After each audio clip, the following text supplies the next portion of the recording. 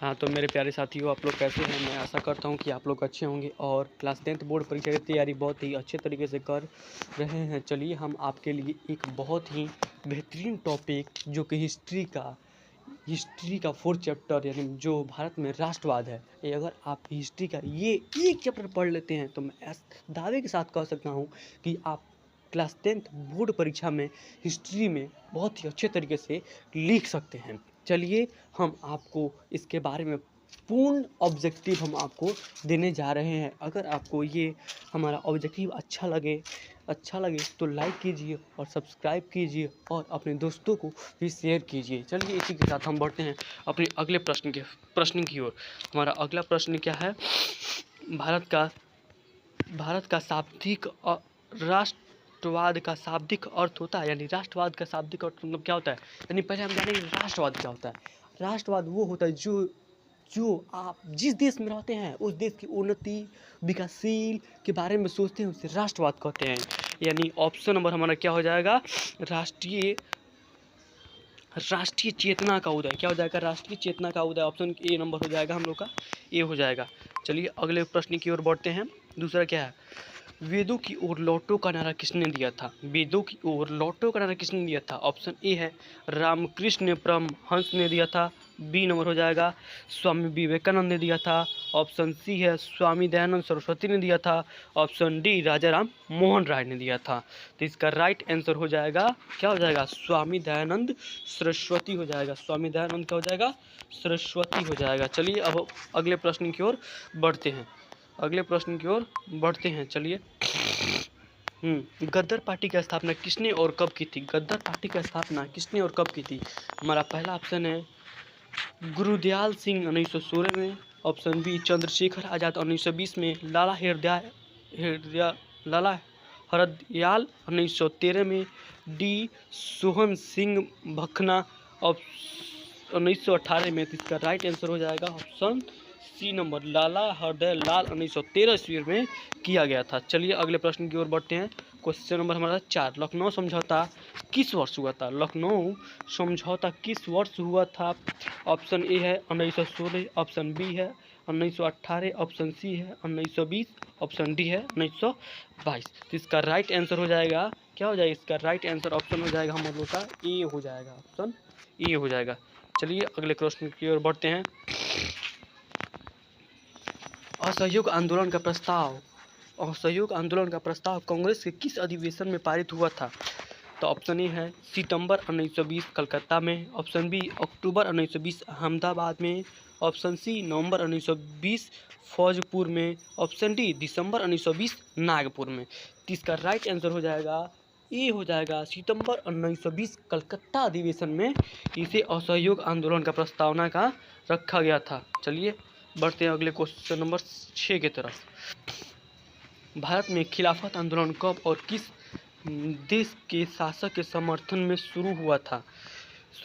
Option A हो जाएगा, option A 1920 तुर्की, ऑप्शन बी 1920 अरबी, option C 1920 France, option D 1920 Germany. इसका राइट आंसर क्या हो जाएगा? ऑप्शन ए हो जाएगा 1920 तुर्की हो जाएगा। चलिए क्वेश्चन नंबर 7 पे चलते हैं। सविनय अवज्ञा आंदोलन कब और किस यात्रा से शुरू हुई थी? सविनय अवज्ञा आंदोलन 1930 डांडी यात्रा से शुरू हुई थी। किससे हुई थी? 1930 डांडी यात्रा से शुरू हुई थी। चलिए अगले क्वेश्चन की तरफ बढ़ते हैं। जालियांवाला बाग हत्याकांड कब किस तिथि को हुआ था? यानी जालियांवाला बाग हत्याकांड किस तिथि को हुआ था? चलिए जालियांवाला बाग हत्याकांड किस तिथि को हुआ था? ऑप्शन ए 13 अप्रैल 1919 को, ऑप्शन बी 14 अप्रैल 1919 को, ऑप्शन सी 15 अप्रैल 1919 को, ऑप्शन डी 16 अप्रैल 1919 को। तो इसका राइट आंसर हो जाएगा, ऑप्शन हो जाएगा ए 13 अप्रैल 1919 ईस्वी को। चलिए इसी के साथ हम अगले प्रश्न की ओर चलते हैं। पूर्ण स्वराज की मांग का प्रस्ताव कांग्रेस के किस वार्षिक अधिवेशन में पारित हुआ था? ऑप्शन ए है 1929 लाहौर में, ऑप्शन बी 1931 कराची में, ऑप्शन सी 1933 कलकत्ता में, ऑप्शन डी 1937 बेलगाम में। ऑप्शन ए हो जाएगा 1929 लाहौर में पारित किया गया था पूर्ण स्वराज की मांग की। इसी के साथ क्वेश्चन नंबर 10, राष्ट्रीय स्वयंसेवक संघ की स्थापना कब और किसने की थी? कब और किसने की थी? तो पहला हो जाएगा 1923 गुरु गोलवकर ने। ऑप्शन बी 1925 BK हेडगेवार ने।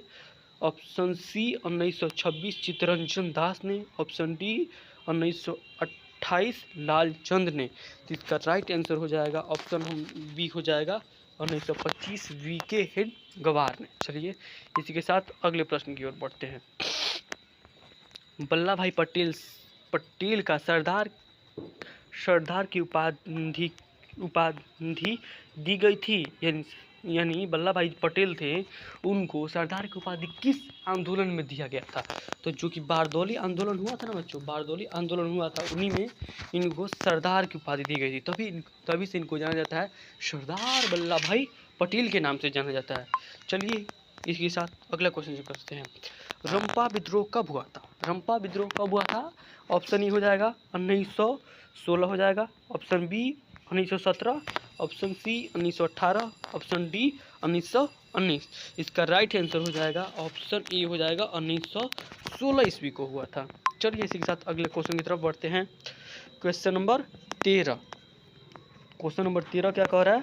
फॉरवर्ड ब्लॉक की स्थापना किसने की थी? यानी फॉरवर्ड ब्लॉक किसने स्थापना किया था? तो पहला ऑप्शन है जवाहरलाल नेहरू, दूसरा ऑप्शन है रविंद्रनाथ टैगोर, तीसरा कैप्टन मोहन सिंह और चौथा सुभाष चंद्र बोस ने किया था। किसने किया था? ऑप्शन हो जाएगा डी सुभाष चंद्र बोस ने फॉरवर्ड ब्लॉक की स्थापना की थी। चलिए अगले प्रश्न की चलते हैं। भारतीय राष्ट्रीय कांग्रेस के पहले अध्यक्ष कौन थे? यानी भारतीय राष्ट्रीय कांग्रेस के पहले अध्यक्ष कौन थे? तो ऑप्शन ए है A.O. Hume, option B W.C. Banerjee, option C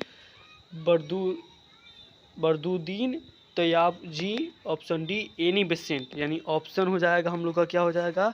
option B हो जाएगा W.C. बनर्जी, जो भारतीय राष्ट्रीय कांग्रेस के क्या थे? पहले अध्यक्ष थे। चलिए क्वेश्चन नंबर 17 पर चलते हैं। भारतीय राष्ट्रीय कांग्रेस की स्थापना किसने की थी? भारतीय राष्ट्रीय कांग्रेस की स्थापना किसने की थी? तो ऑप्शन ए हो जाएगा A.O. Hume, option B W.C. Banerjee, option C Badruddin Tyabji, option D Annie Besant. तो इसका राइट आंसर हो जाएगा जो कि बच्चों क्या हो जाएगा? A.O. हयूम। A.O. हयूम क्या किए थे? इसके भारतीय राष्ट्रीय कांग्रेस की स्थापना किए थे। और W.C. बनर्जी क्या थे? भारतीय राष्ट्रीय कांग्रेस के अध्यक्ष थे। समझ में आया? चलिए क्वेश्चन नंबर 18 पे चलते हैं। निम्नलिखित में से किसे सीमांत गांधी कहा जाता है?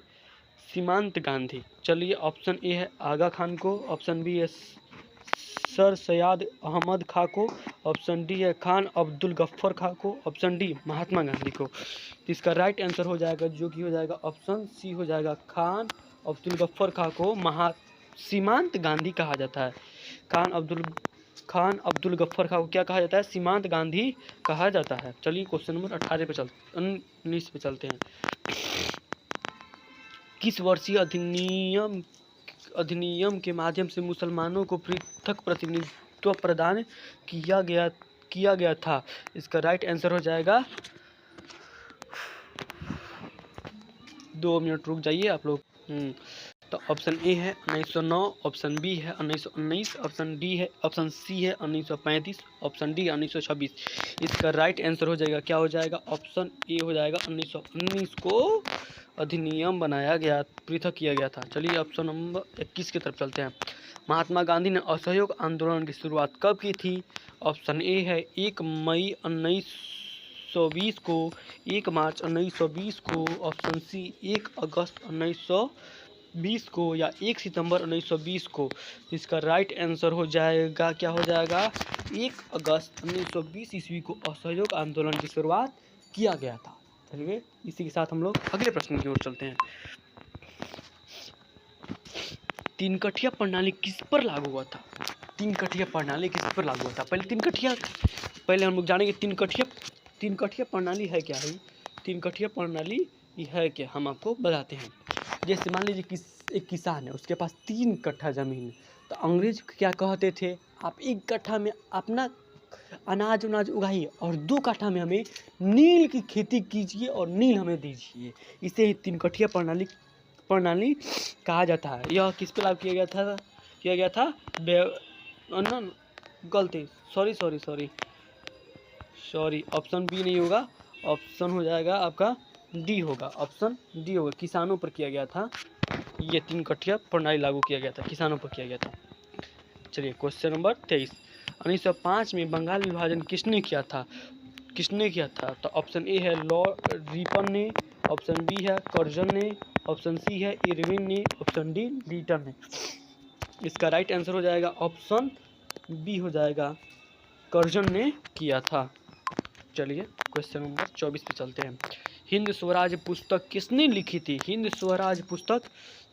थी? तो ऑप्शन ए हो जाएगा बाल गंगाधर तिलक, ऑप्शन बी हो जाएगा आपका पंडित नेहरू, ऑप्शन सी हो जाएगा मोहनदास करमचंद गांधी, ऑप्शन डी हो जाएगा लाला लाजपत राय। यानी इसका राइट आंसर हो जाएगा ऑप्शन सी, मोहनदास करमचंद गांधी। अच्छा, ये मोहनदास करमचंद गांधी कौन थे? ये महात्मा गांधी के क्या थे? पिता थे। मोहनदास करमचंद गांधी वो क्या थे? महात्मा गांधी के पिता थे। चलिए अगले प्रश्न में चलते हैं। साइमन आयोग किस वर्ष भारत आया था? ऑप्शन ए हो जाए, option A 1922, option B 1924, option C 1927, option D 1928। इसका राइट आंसर हो जाएगा, क्या हो जाएगा इसका राइट आंसर ऑप्शन हो जाएगा डी, 1928 ईस्वी में साइमन आयोग भारत आया था। चलिए इसी के साथ क्वेश्चन नंबर 26 पे चलते हैं। गांधी जी को महात्मा की उपाधि किसने दी थी? तो option A Shrimati Annie Besant, option B Gopal Krishna Gokhale ने, ऑप्शन सी अब्दुल कलाम आजाद ने, ऑप्शन डी रविंद्रनाथ टैगोर ने। इसका राइट आंसर क्या हो जाएगा? रविंद्रनाथ टैगोर ने महात्मा की उपाधि दी थी। किसको दी थी? गांधी जी को। तब से हम इनको गांधी जी को किसके नाम से जानते हैं? महात्मा गांधी के नाम से जानते हैं। चलिए इसी के साथ अगले प्रश्न की ओर बढ़ते हैं। बिहार में समाजवादी दल की स्थापना किसने की थी? Option A Rajendra Prasad, option B Ramdhari Singh Dinkar, option C Jayaprakash Narayan, option D Shri Krishna Singh. तो इसका राइट आंसर हो जाएगा option C Jayaprakash Narayan. Right answer क्या हो जाएगा? Option C Jayaprakash Narayan. इसके साथ अगले क्वेश्चन की तरफ बढ़ते हैं। अली मुस्लियार ने किस विद्रोह का नेतृत्व किया था? ऑप्शन ए रंपा विद्रोह, ऑप्शन बी मोपला विद्रोह, ऑप्शन सी संथाल विद्रोह, ऑप्शन डी खोड़ विद्रोह। तो इसका राइट आंसर हो जाएगा ऑप्शन बी मोपला विद्रोह। यानी ऑप्शन बी हो जाएगा, क्या हो जाएगा? मोपला विद्रोह हो जाएगा। चलिए इसी के साथ अगले प्रश्न की ओर बढ़ते हैं। महात्मा गांधी दक्षिण अफ्रीका से भारत कब वापस आए थे? यानी महात्मा गांधी जी जो दक्षिण अफ्रीका पढ़ने गए थे, वो दक्षिण अफ्रीका से भारत में कब आए थे? वो आए थे कब आए थे? Option A 1913, option B 1915, option C 1919, option D 1921। यानी ये आए थे 1915 ईस्वी को। यानी ऑप्शन क्या हो जाएगा? Option number B. चलिए इसी के साथ अगले प्रश्न की ओर चलते हैं। तो गांधी जी ने सत्याग्रह का पहला प्रयोग कहाँ किया था?